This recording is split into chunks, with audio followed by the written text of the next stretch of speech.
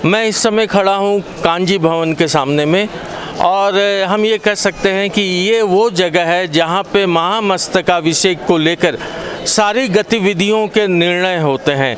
जो भी मीटिंग होती है, जो भी विचार विमर्श होता है, पिछले कई महीनों से यही वो स्थल है जिसमें निर्णय लिए जाते हैं, जहाँ बैठक होती है।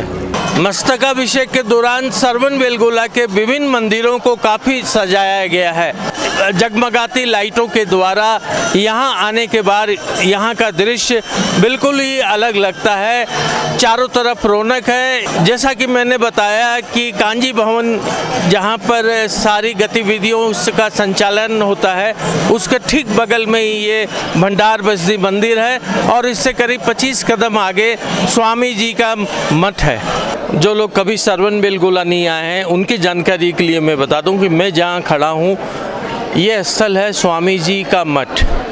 यहीं पर परम पूजनीय स्वामी जी रहते हैं और ये इनका हम निवास स्थल भी कह सकते हैं और यहीं पर इनका कार्यालय भी है।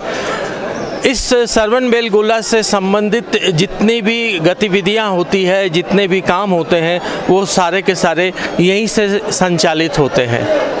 अभी मेरे साथ हैं दिगंबर जैन समाज की एक प्रख्यात कलाकार श्रीमती इंदू जैन, जिनके कार्यक्रम विभिन्न टीवी चैनल पे आते रहते हैं। इंदू जी, आप तो पहले भी सरवन बेलगोला आई होंगी और इस बार महामस्तकाभिषेक में आई हैं, कैसा लगता है आपको?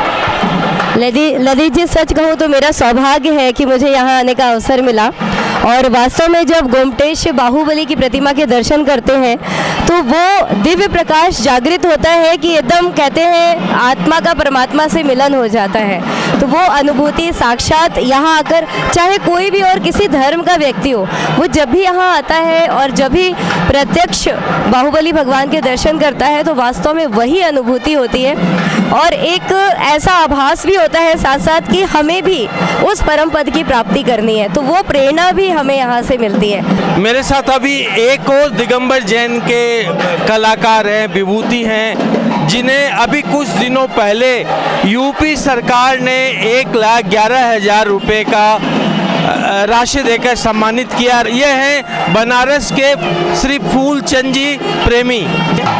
ये अभी हम लोगों ने जब से महामस्तकाभिषेक शुरू हुआ है, उसके पहले जितने कार्यक्रम हुए हैं तो सबसे शुरुआत मंगलाचरण अखिल भारतीय संस्कृत सम्मेलन से हुआ है। तो उसका स्वामी जी ने हमें चीफ कन्वीनर बनाया था और इसमें लगभग 15-22 चांसलर्स आए थे उस संस्कृत विश्वविद्यालयों से और बहुत बड़ा आयोजन हुआ था। उन्होंने प्राय करके जैनेतर विद्वान थे और उन्होंने संस्कृत जैन साहित्य पर कितना विशाल है उस पर सब लोगों ने शोध आलेख प्रस्तुत किए थे।